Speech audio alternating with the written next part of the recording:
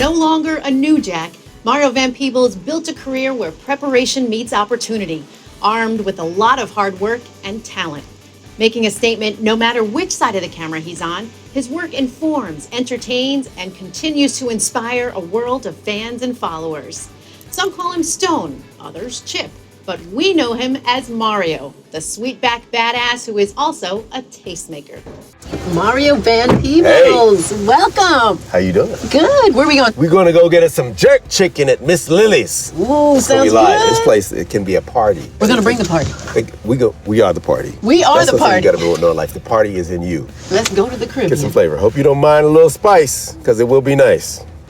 It makes sense to start with a line from your film, Armed. Right now, this moment is the gift. That's why they call it the present. Yeah. Now, you seem to live life in the moment and really make the most out of each one. I thought early on about what is important to me, and it's about the work. It's trying to be a force for good through what you do. I also say 3 loves in your life. Love what you do. Love and enjoy the folks you do it with. Love what you say through your work. And if you get those 3 to line up, you're rich no matter what your paycheck is. So There's a genuineness about you. say that again. There's a genuineness. Well, say what now? Girl, we're going to have to put her on my Instagram. I have fun. You know what I found is that there's not a lot of me I have to leave at the door. Make thing that I had to curb, and I'm still working on it, is my sense of humor.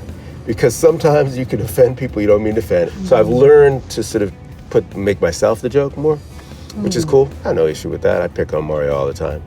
A socially conscious movie tells a story that resonates with an audience who agrees with the premise. But how do you create a story and educate those who don't agree? That's a good one. I try to make a film that works on multi-levels, but partly because I've lived a lot, I can put a lot of life in my work. You'll see different points of view, and those points of view help feed into your filmmaking as a film director. I had a lot of actors, back to your question, on all sides of the gun issue. In fact, I have a couple guns, mind you. But I think most people agree that if you're on the no-fly list, if you're too dangerous to get on an airplane, you probably shouldn't have, an automatic weapon or a weapon that with a bump stock you could turn into an automatic weapon.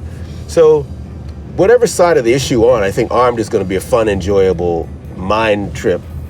And then you can decide, because the character I play in the movie is absolutely apolitical. All the stuff that happens in Armed is inspired by real events. The craziest stuff that happens in this movie. Yeah, true stories.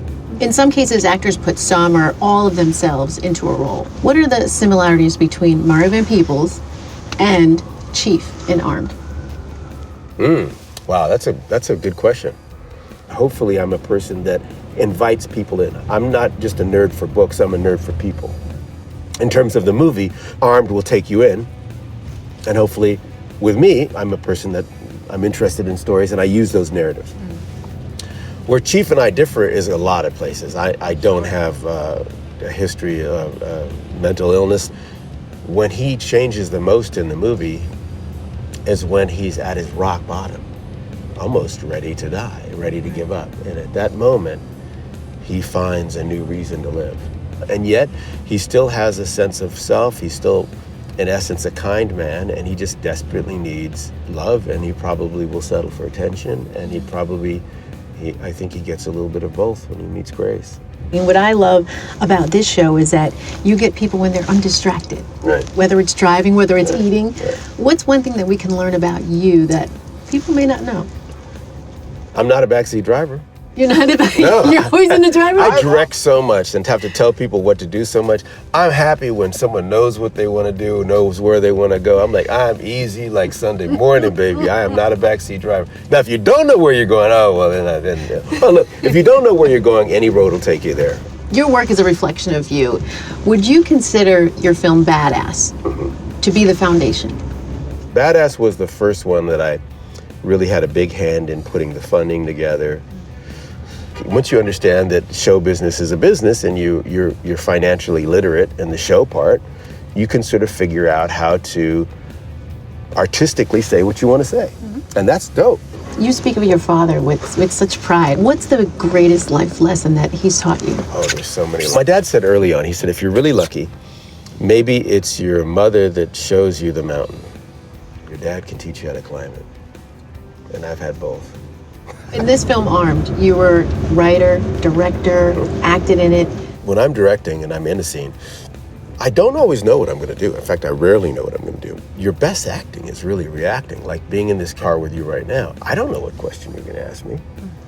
I know who I am, and I can respond as who I am, but I don't know what you're going to ask. You're right here, so you can see the truth right here first.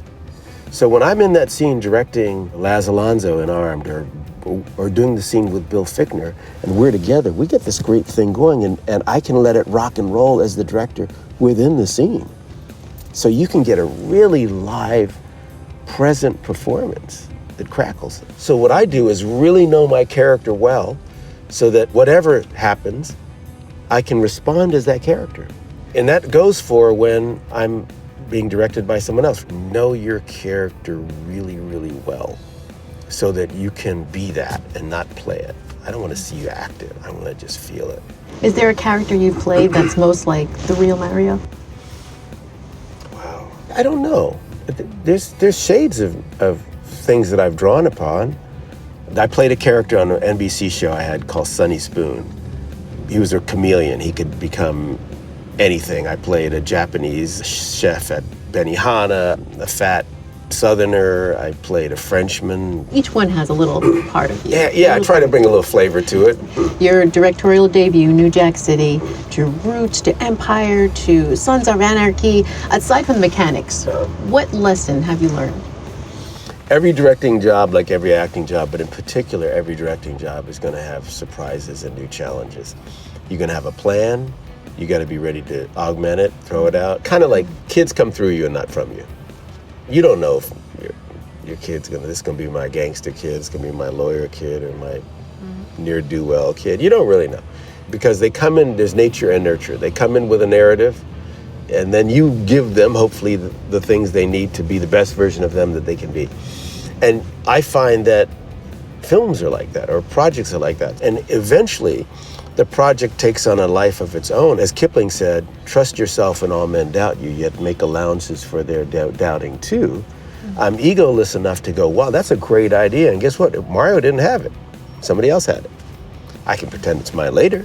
But that's a good idea. There are actors who have said that you create this collaborative environment where you bring out the best of them. Is there an actor who you feel like, who you did bring out that best performance from? We got a really good, and I say we, meaning Chris Rock and I, both got a really good performance from him in New Jack City.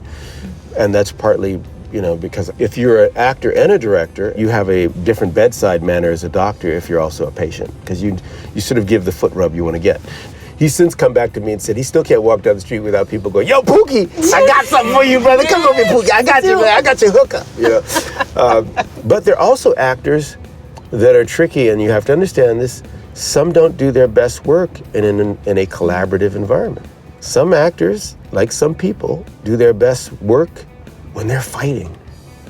And you go, oh, Lord. So some people I'm not fighting someone. I must not be trying my best, because my best work comes out of struggle and pain. So sometimes you have to create a house of cards for them to knock down, and then you have to try to keep that environment from becoming toxic so they don't get everybody else on the set. It's like someone having a cold. You've got to contain that person so they don't infect everybody else. Well, you've covered so many different areas of film, from with your dad, getting cables, being the PA, to writing, directing, acting. Which part of it has brought out the best in your craft? It's a funny question, because if you grow up on a family farm, you learn about all the zen of farming, taking care of the horses, plowing, it's all part of it. And if you grow up in an independent filmmaking family like the Van Peebles family, you learn about all those things, as you said. When you're acting, producing, directing, writing, you're sort of on the forefront of being a part of that creative process. And I find that I'm pretty good at it, and also pretty good at explaining it and talking about it later. Is there anything you want to do before you die? There's a lot more I want to do. Hey, just so we hear that. There's a lot more, but I've been doing what I want to do for a while, and conscious of that.